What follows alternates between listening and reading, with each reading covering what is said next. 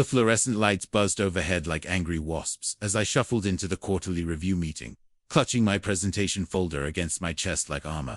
23 faces turned toward me, colleagues, department heads, even the VP of operations. My palms were already sweating through my shirt sleeves, leaving dark patches on the cheap polyester blend I'd bought on sale at Target. Late again, Thompson. Mr. Garrison's voice cut through the room like a blade dipped in ice water.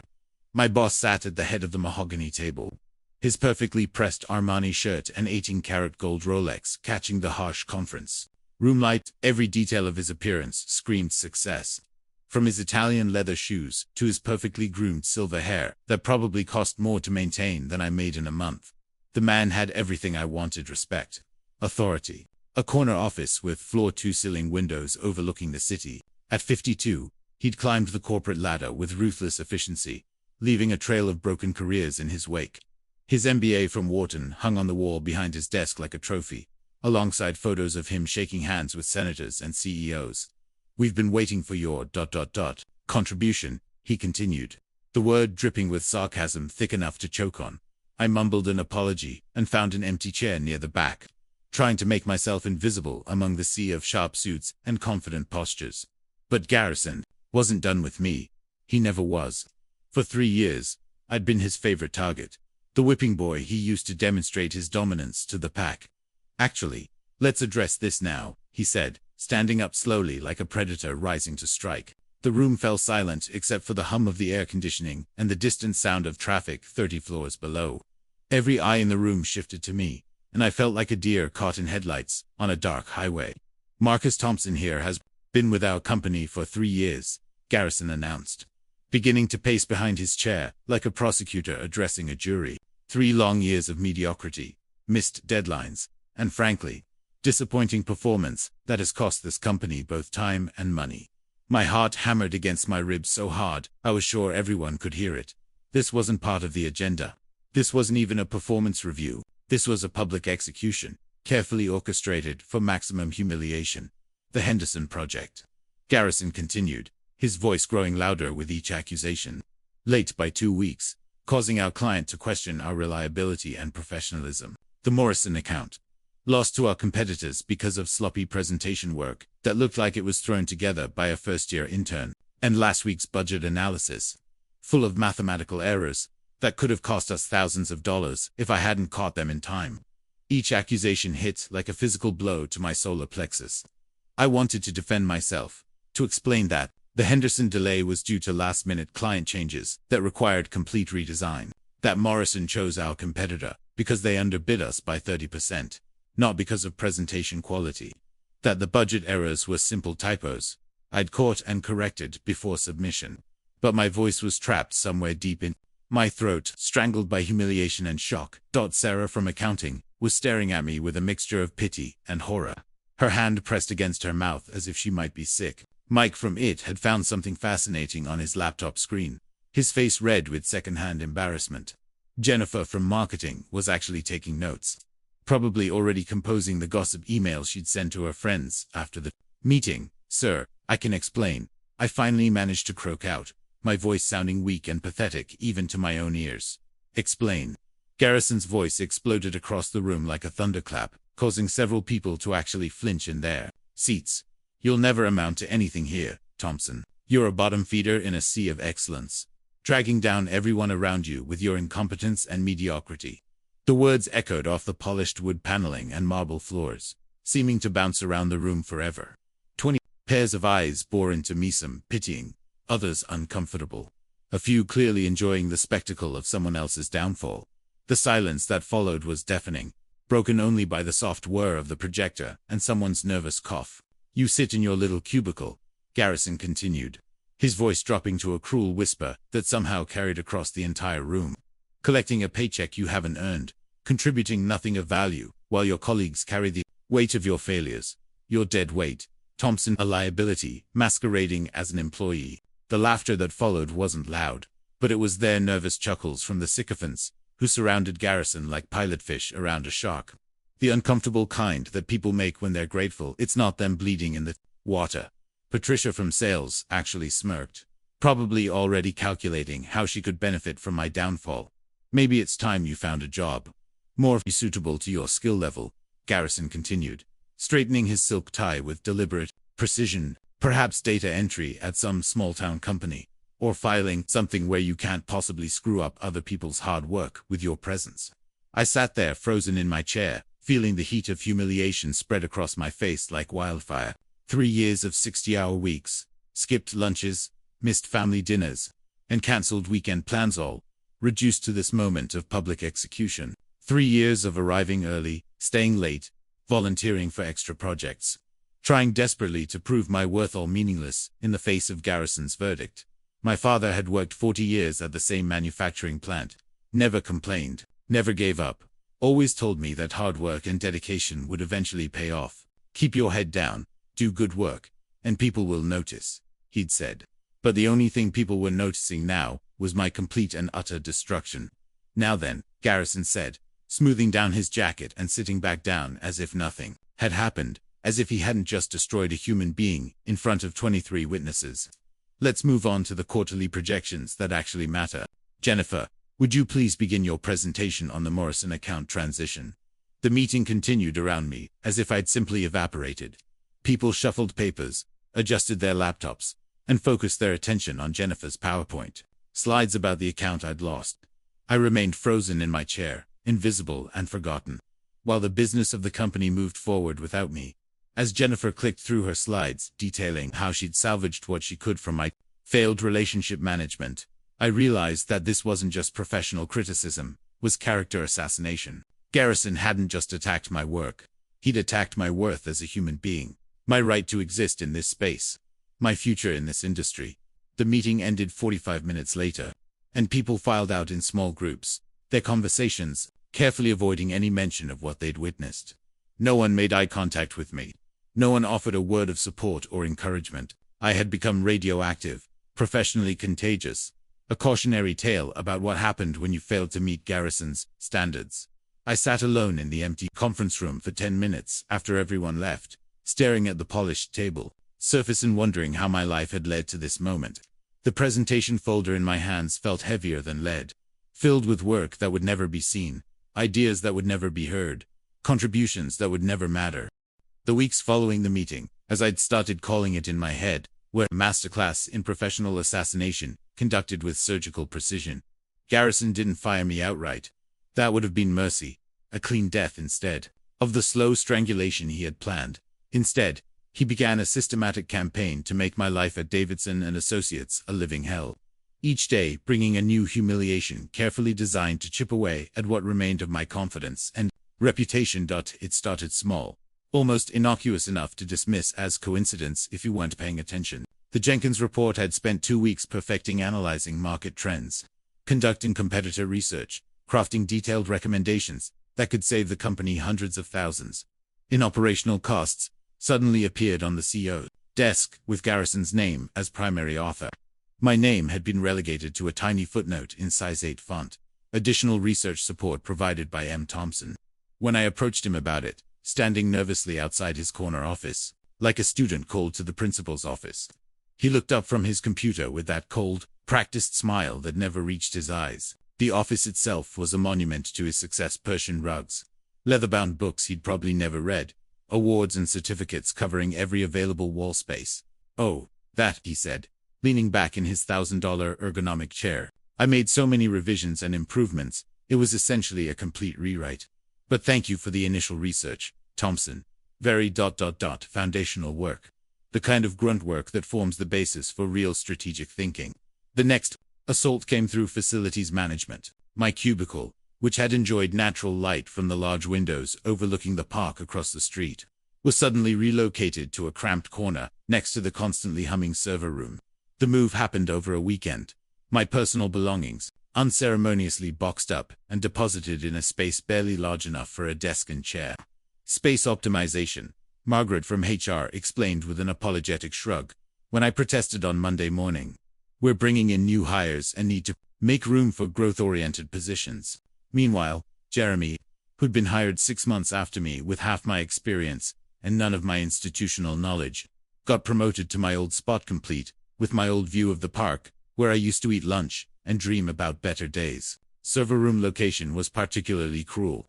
The constant electronic humming made concentration nearly impossible, and the lack of natural light left me feeling like a mole burrowing deeper underground with each passing day. The temperature fluctuated wildly as the cooling systems cycled on and off, leaving me alternately sweating and shivering throughout the day. But the Williamson client meeting was the real coup de grace. The moment I realized that Garrison wasn't just undermining me professionally, he was stealing my future piece by piece. I'd been cultivating that relationship for 8 months, slowly building trust with their CFO, understanding their unique challenges, crafting the perfect solution to their operational inefficiencies. I'd taken the CFO to lunch 6 times, spent weekends researching their industry, even bought a book on their company's history to better understand their corporate culture. The night before the presentation, as I was putting the finishing touches on slides I'd revised 17 times, Garrison called me into his office. The building was mostly empty, just the cleaning crew and a few workaholics burning the midnight oil. The city lights twinkled below us like fallen stars, and for a moment I allowed myself to imagine what it would feel like to have an office like this with big authority, a view that reminded you every day that you'd made it.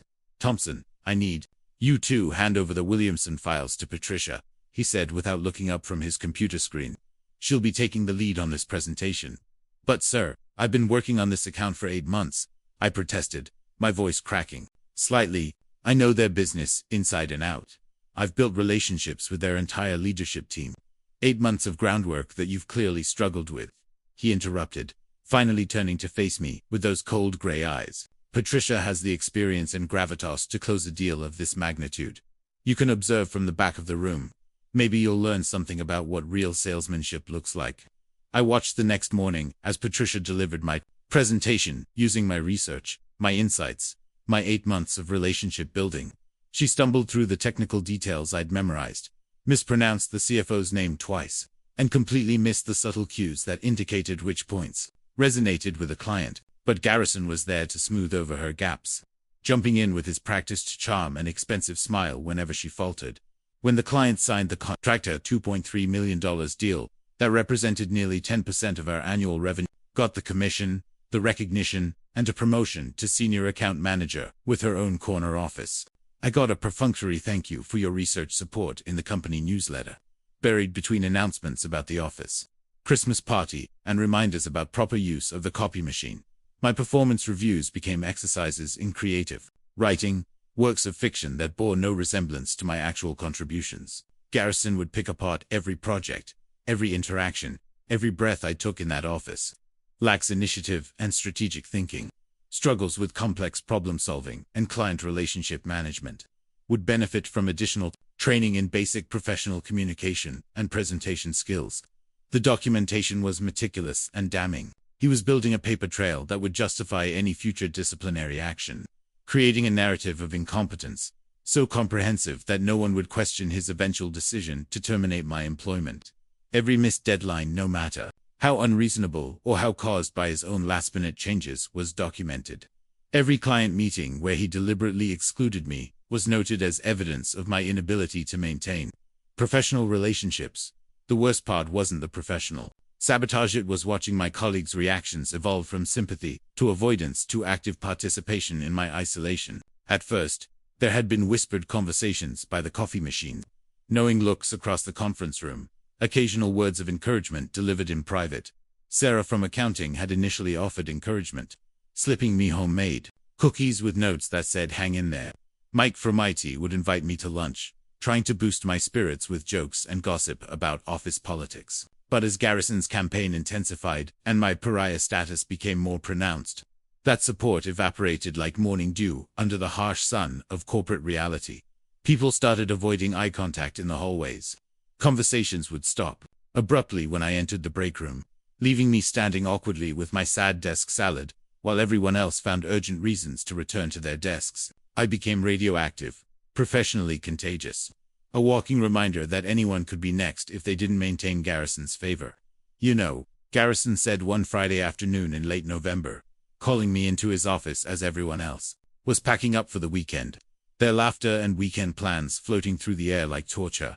"I've been thinking about your career development, your future here at the company." He was standing by his window, hands clasped behind his back, looking out at the city skyline like a general surveying a conquered territory. Without turning around, he continued, "There's an opening in our Buffalo office. Night shift. Data processing and quality control, it might be more appropriate for your particular skill set and temperament. Buffalo. 1,000 miles from my life, my aging mother who depended on my Sunday visits, my few remaining friends who still returned my calls. Night shift meant no networking, no visibility, no chance of recovery or redemption. It was exile disguised as opportunity, banishment wrapped in the language of career development." "I'll need to think about it," I said, my voice barely above a whisper. "Of course," Garrison nodded, finally turning to face me with that practiced smile. "Take the weekend to consider your options. But don't take too long. Opportunities like this don't wait forever. And I'd hate to see you miss your chance at a fresh start." That weekend stretched before me like a prison sentence, each hour marked by the steady tick of my father's old clock and the weight of impossible decisions. I sat in my studio apartment, 600 square feet of carefully managed poverties, surrounded by unpaid bills that seemed to multiply when I wasn't looking, and rejection letters from other companies that had somehow heard whispers about my performance issues at Davidson and Associates. The Buffalo transfer paperwork sat on my coffee table like a death warrant, the corporate letterhead gleaming under the harsh fluorescent light of my kitchen fixture. $27,000 a year to process data in a windowless basement, working graveyard shifts while the rest of the world slept. It was professional death disguised as opportunity, and we both knew it. Sunday night found me staring at the water-stained ceiling, listening to Mrs. Chen next door yelling at her television and the constant drip of the bathroom faucet that my landlord refused to fix. A neighbor upstairs was having another party, their laughter seeping through the thin walls like a mockery of my isolation. I'd always been a social person before Garrison's campaign, began game nights with friends, weekend barbecues, the occasional office happy hour where I could pretend to belong. Now I spent my evenings alone, eating frozen dinners and scrolling through job postings that all seemed to require references I couldn't provide. The few friends who still called had grown tired of my complaints, their conversations becoming shorter and less frequent as my situation failed to improve. "Have you tried networking?" they'd suggest, as if I hadn't been blacklisted from every industry event in the city.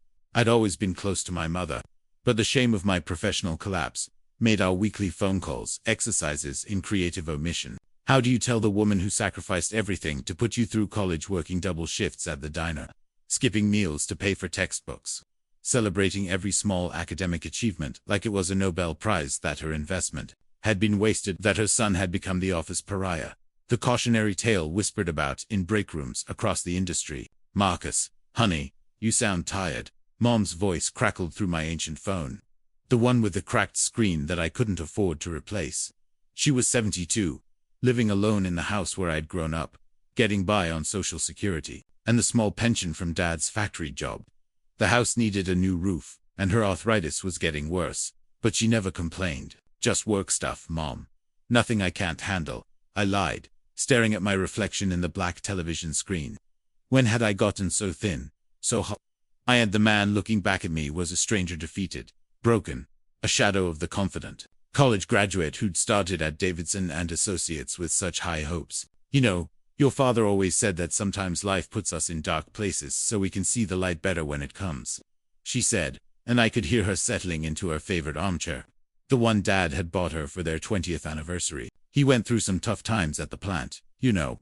There was a supervisor there, Mr. Kowalski, who made his life miserable for almost 2 years. This was news to me. Dad had never talked much about work troubles, always maintaining that hard work and perseverance would eventually pay off. He'd been my hero, steady, reliable, never giving up even when the plant closed, and he'd had to reinvent himself at 55. "What happened?" I asked, genuinely curious. "Well, your father was smarter about money than most people gave him credit for," she continued. "While his co-workers were spending their paychecks on beer and lottery tickets, he was quietly investing in things he believed in. Said the best revenge was living well, whatever that meant." After we hung up, I found myself thinking about Dad more than I had in months. He'd died 5 years ago, lung cancer from 40 years of factory air, but he'd faced it with the same quiet dignity he'd brought to everything else. His old business card was still in my wallet, a memento from his brief attempt at starting a consulting company after the plant closed, a dream that died when the cancer diagnosis came. On the back, In his careful handwriting, he'd written, "Marcus, sometimes the best investments are the ones nobody else sees coming. Love, Dad." I'd kept it for sentimental reasons, but something about those words hit differently now. Dad had always been cryptic about money, deflecting questions about our family's finances with jokes about having enough to keep the lights on. But we'd never struggled the way some of my friends' families had. There had always been food on the table, clothes for school, even a small college fund that covered my first 2 years before student loans took over. Monday morning brought a new humiliation at work. Garrison had invited the entire department to witness what he called a transition meeting, my formal handover of remaining projects before my exciting opportunity in Buffalo. The conference room was packed, the same space where he'd destroyed me publicly just weeks earlier. "Marcus has decided to pursue new challenges in our upstate office," Garrison announced with theatrical enthusiasm, gesturing toward me like a game show host, revealing a consolation prize. "It's a tremendous opportunity for him to develop new skills in data management and night shift operations. We're all very excited for his fresh start." The translation was clear to everyone in the room. Marcus Thompson has been exiled to professional Siberia, and this is what happens when you fail to meet expectations. Patricia, now comfortably settled in her stolen corner office, offered empty condolences that felt like salt in an open wound. "Buffalo's really not so bad, Marcus. I have a cousin there. Very ... quiet, peaceful, probably just what you need after all the stress here."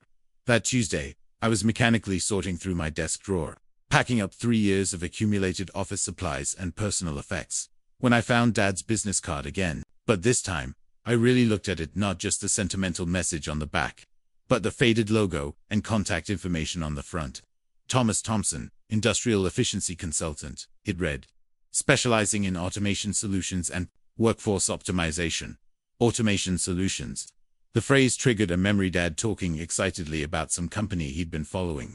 Something about industrial robots and factory efficiency. He'd been passionate about it in a way that was unusual for him, staying up late, reading trade publications, and making notes in the margins of annual reports. That evening, I drove to Mom's house for the first time in months, my ancient Honda, coughing and wheezing through the suburban streets of my childhood. The old Victorian looked tired, paint peeling from the shutters, gutters sagging with autumn leaves that no one had the energy to clean. Inside, the familiar smell of lavender, sachets, and old photographs wrapped around me like a memory of better times. "I was hoping you'd come by," Mom said, leading me to the kitchen table where we'd had 1,000 conversations over the year's homework struggles, girlfriend problems, career dreams that seemed so achievable from the safety of that yellow room. "I've been meaning to talk to you about something important." She disappeared into Dad's old office, the room that had remained largely untouched since his death, and returned with a manila folder thick with documents that looked official and intimidating.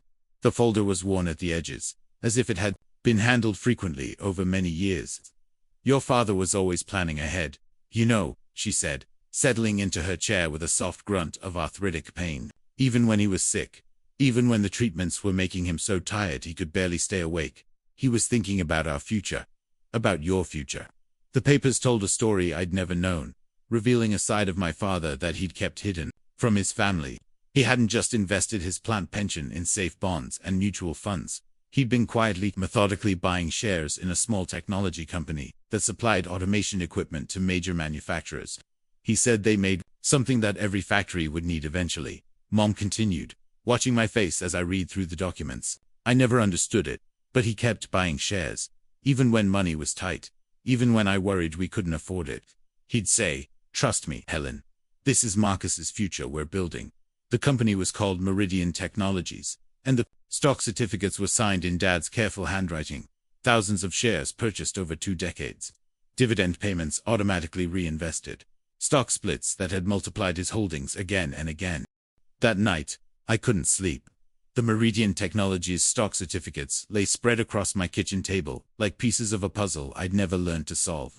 Their official seals and ornate borders catching the light from my ancient overhead fixture. My hands trembled as I fired up my laptop, the ancient Dell that took 5 minutes to boot up and wheezed through every internet search like it was running a marathon.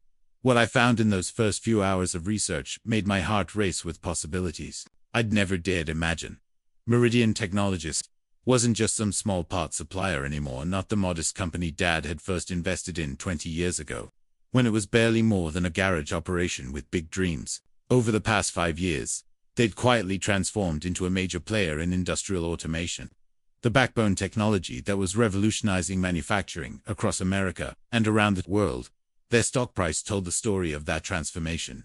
From $12 per share when Dad started buying in 2003, steadily climbing through market crashes and recoveries, reaching $847 per share. As of the previous day's market close, the numbers seemed impossible, the kind of growth that happened to other people. The lucky ones who bought Apple stock in the 1980s. Or Amazon in the 1990 South. I calculated the numbers 3 times. Certain I'd made an error in my exhausted state. But the math was unforgiving in its generosity. Dad's quiet, methodical investments, $500 here, $1,000 there, sometimes just $200 when money was especially tight, had grown into a portfolio worth just over $2.8 million. $2.8 million. The number felt surreal, like something from a movie or a lottery winner's press conference. More money than I'd ever dreamed of having. More than enough to pay off my student loans, help Mom with the house, start fresh somewhere far from Garrison's reach. More than enough to change everything.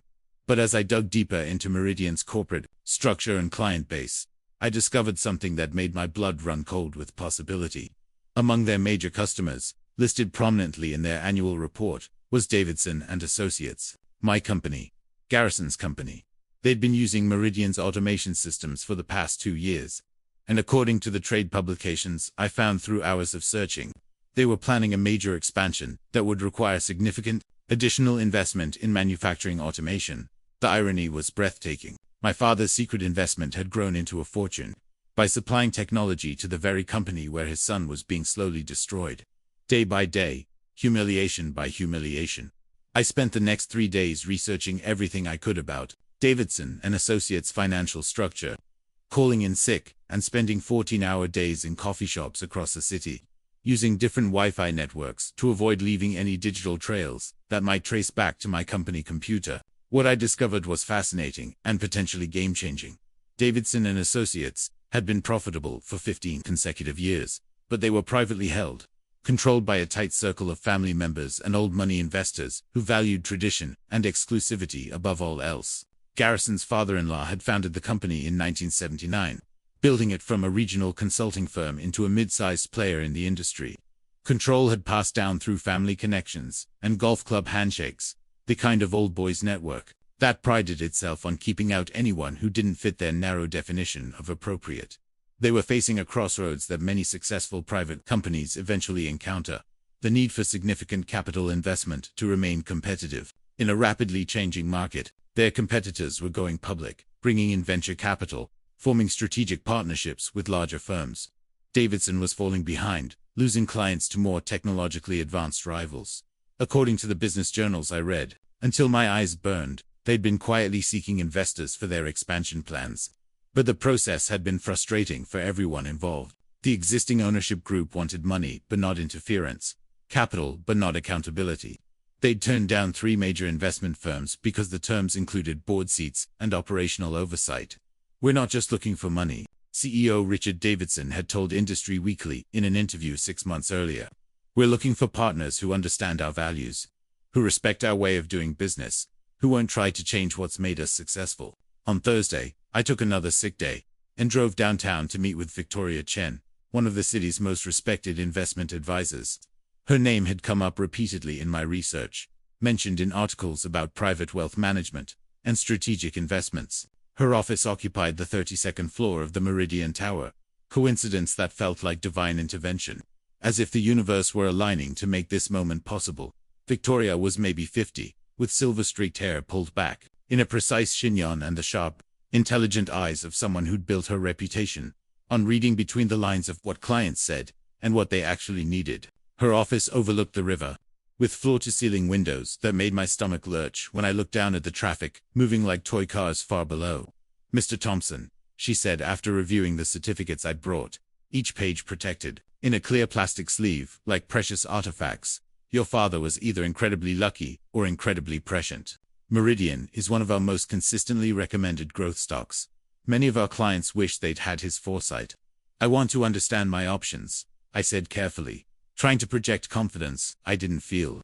Not just for these shares, but for other investment opportunities that might present themselves. Victoria smiled, and I could see her mental calculator working behind those sharp eyes. What kind of opportunities are you considering, Mr. Thompson? I'd rehearsed this conversation in my head dozens of times, practicing in front of my bathroom mirror until the words felt natural. I'm interested in investment opportunities in established companies that might benefit from strategic capital infusion, companies that are looking to expand but want to maintain their operational independence. Ah. She leaned back in her leather chair, fingers steepled in front of her like a poker player considering her hand. You have something specific in mind? I work for Davidson and Associates, I said, watching her expression carefully. I understand they're looking for strategic investors for their upcoming expansion into automated manufacturing systems. I'd like to explore participating in that process. Victoria's eyebrows rose slightly, and I could see her quickly reassessing everything about me: my off-the-rack suit, my nervous demeanor, my modest appearance that screamed middle management rather than serious investor. That's interesting. Davidson is notoriously exclusive about their investment partners, very particular about who they'll accept funding from. They've turned down several major firms in recent months. What if the potential investor brought significant capital and perhaps unique industry insights? I asked, trying to keep my voice steady. Someone who understood their business from the inside, who wouldn't require board representation or operational control. How significant are we talking about? Victoria asked, her professional interest clearly piqued. I took a deep breath, tasting the metallic flavor of fear and possibility on my tongue. Hypothetically, several $1 million. Perhaps 5 to start, with the capacity for more, if the partnership proved successful. Victoria's expression shifted subtly, and I could see her recalculating my potential value as a client. In the investment world, several million wasn't billionaire money, but it was serious enough to get attention from companies the size of Davidson and Associates. It was enough to matter, enough to demand respect, enough to change everything. Let me make some calls, she said, reaching for her phone.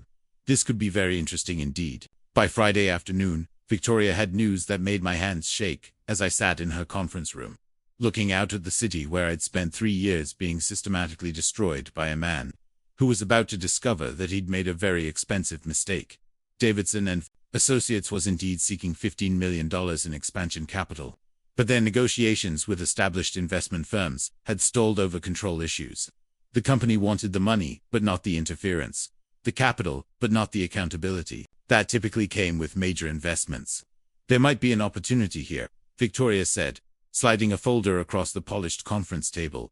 For the right kind of investor, someone who could provide significant capital without demanding board seats or operational control. But they'd want to meet this investor personally, face to face.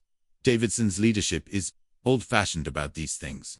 They value personal relationships and handshake deals. When could that happen? I asked, my voice sounding strange and distant to my own ears. I could arrange something for early next week. But Marcus, she paused, studying my face carefully. You should understand that this kind of investment isn't just about money. It's about relationships, trust, mutual respect. Are you prepared for that level of interaction with your current employer? I thought about Garrison's voice echoing through that conference room. You'll never amount to anything here, Thompson. I thought about the Buffalo transfer papers sitting on my kitchen table, about 3 years of humiliation and systematic destruction, about my father's quiet wisdom and patient planning. I'm prepared, I said, and for the first time in months, I meant it. The meeting was scheduled for Tuesday at 2 p.m. in Davidson and Associates Executive Conference Room, the same room where Garrison had publicly humiliated me just 4 weeks earlier. Though it felt like a lifetime had passed since that devastating moment, Victoria had masterfully arranged for me to be introduced as M. Thompson, representing the Thompson Family Investment Trust. Technically, true though, it made my inheritance sound like a multi-generational financial empire, my late father's careful stock-picking, and 20 years of patient investment. I took Monday off, claiming another stomach bug that was becoming a believable pattern, and spent the day preparing like an actor, studying for the role of a lifetime. The new suit was charcoal gray, perfectly tailored by a downtown shop that specialized in making ordinary men look extraordinary. The salesman had worked magic with the cut, transforming my increasingly thin frame into something that suggested quiet confidence rather than professional starvation. New choose Italian leather that cost more than I usually spent on clothes. In 6 months. New briefcase genuine cowhide with brass fittings that looked like it had been passed down through generations of successful businessmen. New business cards that simply read M. Thompson, investment consultant with Victoria's office number, listed as my contact information. I practiced my pitch in the mirror of my tiny bathroom until every word felt natural, every gesture confident and measured. The story was elegantly simple. I represented a private investment group that had been watching Davidson and Associates for some time, impressed by their consistent performance and expansion potential. The Thompson Trust was prepared to offer $5 million in exchange for a 15% stake in the company, no board seat required, no operational interference desired. The beauty of the arrangement was its simplicity and respect for Davidson's notorious independence. Unlike the venture capital firms that had been circling the company like sharks, demanding control and accountability, I was offering patient capital from investors who understood the value of stable, long-term partnerships. Tuesday morning, I arrived at the office at my usual time, maintaining the facade of the defeated employee, while internally preparing for the most important performance of my life. Garrison was in his element, strutting around the office like a peacock, clearly relishing what he believed would be my final week before exile to Buffalo. "Thompson," he called out as I passed his office, loud enough for half the floor to hear. "Don't forget to clean out your desk thoroughly. We wouldn't want you to leave anything important behind for your adventure in upstate New York." The laughter from his inner circle of sycophants followed me to my cramped corner by the server room. But, for the first time in months, their mockery bounced off me like rain off a well-oiled coat. In 3 hours, everything would change. At 1:45 p.m., I excused myself for what everyone assumed was another bathroom break, the nervous, defeated man making his usual retreat from the pressures of office life. Instead, I walked to the men's room on the executive floor, the one with marble countertops and actual cloth towels, instead of paper dispensers. I changed into my new suit, transforming from Marcus the office pariah into M. Thompson, investment consultant. The transformation was remarkable. The tailored jacket broadened my shoulders. The perfect fit of the trousers gave me height I'd never possessed. And the Italian leather shoes made each step sound authoritative against the polished floors. I looked in the mirror and saw a stranger confident, successful, dangerous. Victoria was waiting in the lobby when I arrived, and her approving nod told me the transformation was complete. She'd arranged for us to use Davidson's secondary conference room for the meeting, ostensibly to provide privacy for sensitive financial discussions. The real reason was more strategic. This room had glass walls facing the main floor, ensuring that anyone walking by would see the meeting taking place. "Remember," Victoria whispered as we rode the elevator to the 20th floor, "you're not Marcus Thompson, the employee. You're M. Thompson, representing significant private capital. Your father's investment gives you credibility, but you're inside. Knowledge of the company gives you power. Use both wisely." The secondary conference room was smaller than the main boardroom, but no less impressive. With panoramic views of the city and expensive artwork that screamed old money and established success. Richard Davidson himself was their CEO and founding partner, a silver-haired man in his 70s who'd built the company from nothing. Beside him sat Patricia Chen, the chief financial officer, and surprisingly, Garrison himself. My heart nearly stopped when I saw him, but I forced my face to remain neutral, professional. He was there as head of strategic development, responsible for evaluating potential partnerships and investments. The irony was so perfect it felt scripted by a malicious god. "Gentlemen, Ms. Chen," Victoria began with practiced smoothness, "I'd like you to meet M. Thompson, investment consultant representing the Thompson Family Trust. Mr. Thompson has been following Davidson and Associates for some time and believes there might be an opportunity for mutually beneficial partnership." Shook hands with each of them, maintaining steady eye contact and projecting the quiet confidence that serious money always carried. When I reached Garrison, his grip was firm, but distracted. He was clearly trying to place my face. Certain he'd seen me somewhere before, but unable to make the connection outside the context of power suits and investment discussions. "Mr. Thompson," Richard Davidson said, settling into his chair with the easy authority of a man who'd never doubted his place in the world. "Victoria tells us you represent significant private capital, interested in strategic partnership opportunities. What specifically draws you to Davidson and Associates?" I'd rehearsed this moment 100 times. But sitting across from these people, including the man who'd systematically destroyed my career, required every ounce of composure I possessed. My family has been quietly observing Davidson's trajectory. For several years, I began, my voice steady and professional. We're impressed by your consistent profitability, your strategic market positioning, and particularly your recent expansion into automation technologies. The Meridian Technologies partnership, for instance, demonstrates exactly the kind of forward-thinking approach that aligns with our investment philosophy. Garrison's eyes narrowed slightly at the mention of Meridian. That was information that wouldn't be readily available to outside investors, suggesting deeper research and industry connections than he'd expected from this unknown consultant. Our investment approach is quite simple, I continued, opening my briefcase and removing documents that Victoria had prepared. We provide patient capital to well-managed companies that need resources for expansion but want to maintain their operational independence. No board seats, no management interference, no quarterly earnings pressure. Just strategic partnership with investors who understand that some of the best returns come from backing excellent management teams and staying out of their way. Patricia Chen leaned forward, clearly intrigued by the proposal. That's refreshing, Mr. Thompson. Most of the investment groups we've spoken with want significant operational input in exchange for their capital. Most investment groups don't understand the value of institutional knowledge and established corporate culture, I replied smoothly. Davidson and Associates has thrived precisely because of your independence and long-term thinking. Why would we want to change what's already working? Richard Davidson smiled, the first genuine warmth I'd seen from him. What kind of investment are we discussing, Mr. Thompson? The Thompson Trust is prepared to invest $5 million for a 15% equity position, I said, sliding the term sheet across the table. The capital would be available immediately upon agreement, with potential for additional investment as expansion opportunities develop. The numbers hit the room like a thunderclap. $5 million was serious money for a company of Davidson's size, enough to fund their entire automation expansion and still leave resources for other growth initiatives. Garrison was studying the term sheet intently, his businessman's instincts warring with something else, a nagging feeling that this entire situation was somehow familiar, somehow wrong in ways he couldn't articulate. These terms are quite generous, Mr. Thompson, he said carefully, almost unusually so. May I ask what specific returns the Thompson Trust expects from this investment? This was the crucial moment, the point where I had to sell not just the investment opportunity, but my credibility as someone who belonged in this room, making decisions about millions of dollars. My family has been successful in business for 3 generations by recognizing value where others see only risk, I said, meeting Garrison's suspicious gaze directly. Davidson and Associates represents exactly the kind of stable, well-managed company that generates consistent long-term returns. We're not looking for quick profits or dramatic growth.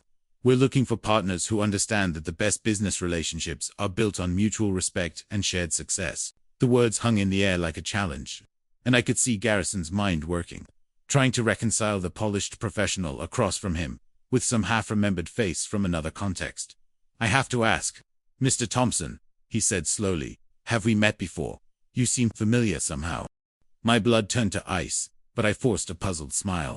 I don't believe so, Mr. Garrison, though I suppose all investment consultants start to look alike after a while. We tend to shop at the same tailors.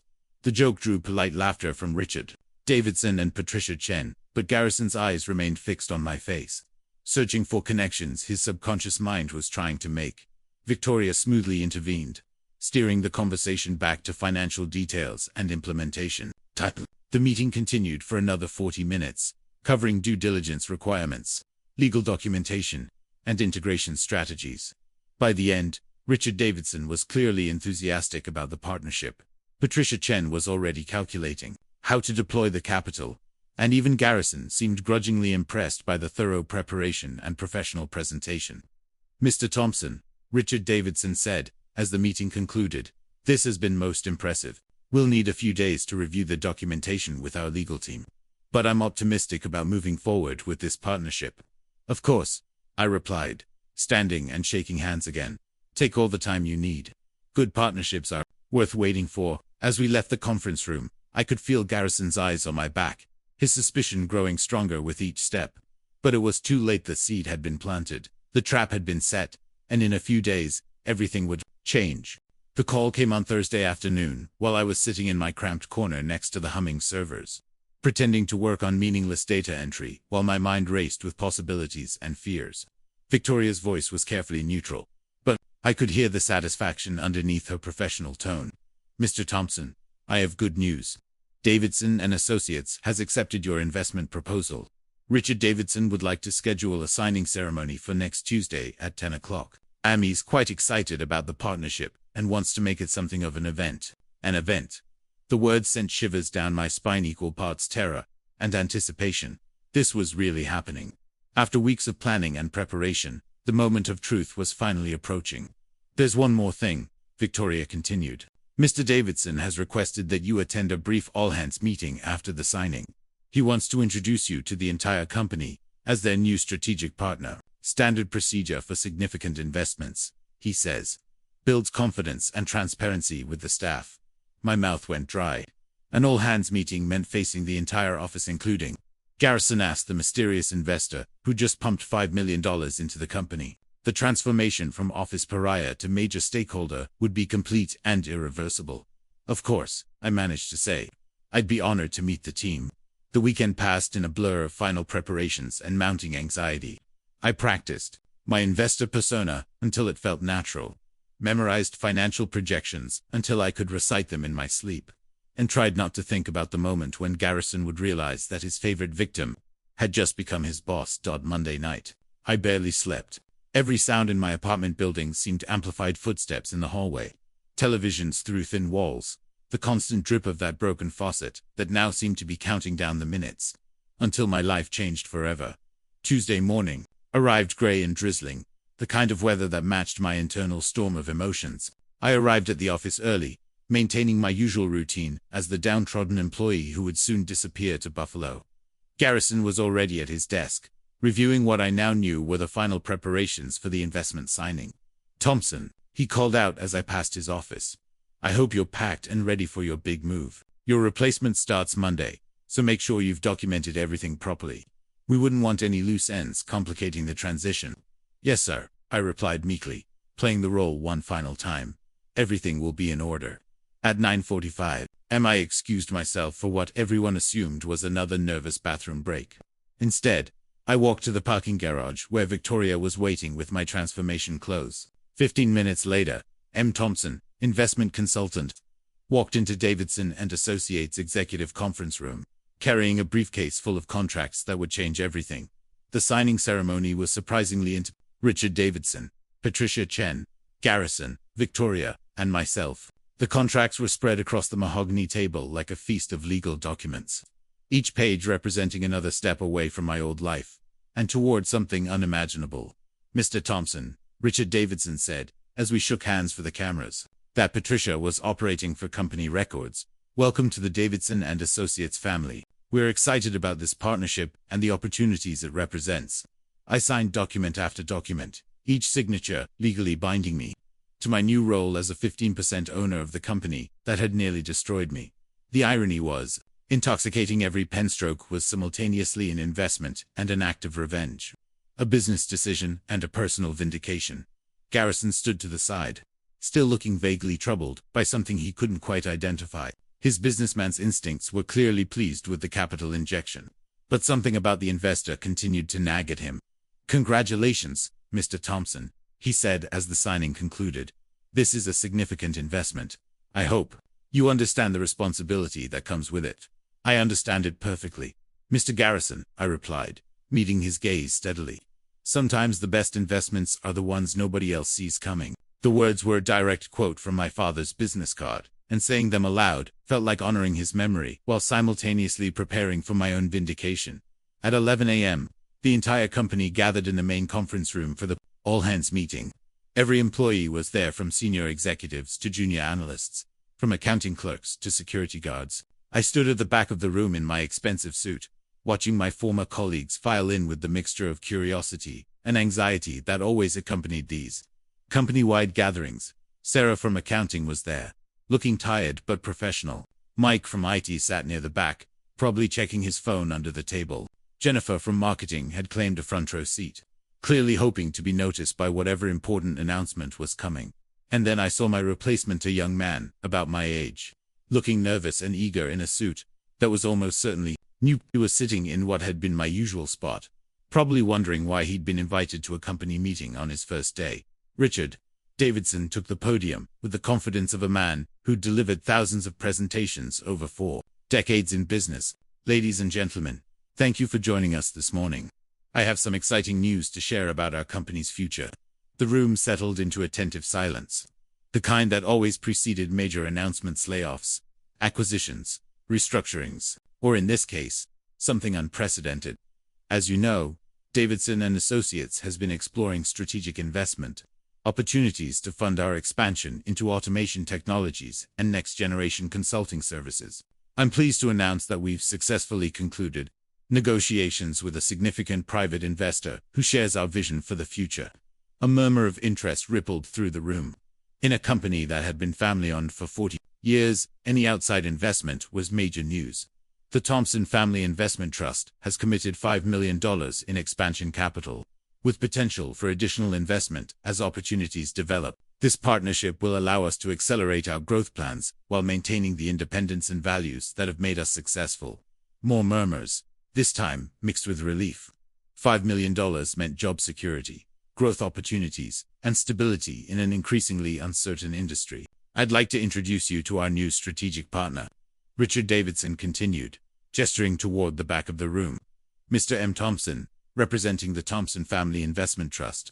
This was the moment I'd been preparing for, the culmination of weeks of planning and a lifetime of quiet determination inherited from my father. I walked to the front of the room, feeling every eye in the building focused on me, hearing the whispers and speculation that always accompanied the introduction of someone new and important. But as I reached the podium and turned to face the assembled employees of Davidson and Associates, one face in the crowd made my blood sing with satisfaction. Garrison was staring at me with dawning recognition and growing horror, his mind finally making the connection that had been eluding him all week. His mouth fell open slightly, his face drained of color, and his confident posture crumbled as the impossible truth crashed over him like a tsunami of professional devastation. "Thank you, Mr. Davidson," I said, my voice carrying clearly through the suddenly silent room. "It's a pleasure to be here with all of you today. I've been watching Davidson and Associates for some time, and I'm impressed by the talent and dedication I see in this room." Garrison looked like he might be sick. Sarah from accounting was squinting at me, clearly trying to figure out why I looked familiar. Mike from IT had stopped checking his phone and was staring with the expression of someone watching a magic trick they couldn't figure out. The Thompson Family Investment Trust believes in supporting companies that value their employees and maintain strong workplace cultures, I continued, looking directly at Garrison. "We're committed to being partners who enhance rather than disrupt the excellent work being done here." The words were carefully chosen, each one a small knife twisted into Garrison's understanding of his world. He was realizing, with growing panic, that the man he'd humiliated and exiled had just become one of his bosses, that his favorite victim now controlled 15% of the company and had the ear of the CEO. "I look forward to working with all of you," I concluded, "and to building a partnership based on mutual respect and shared success." The applause was polite but enthusiastic, the kind that greeted good news about job security and company growth. But through it all, I kept my eyes on Garrison, watching him process the complete reversal of our positions, the utter destruction of his carefully constructed narrative about my worthlessness and his own superiority. When our eyes met across the room, I smiled, not the cruel smile of victory, but the quiet, confident expression of someone who'd learned that patience and preparation could overcome any humiliation.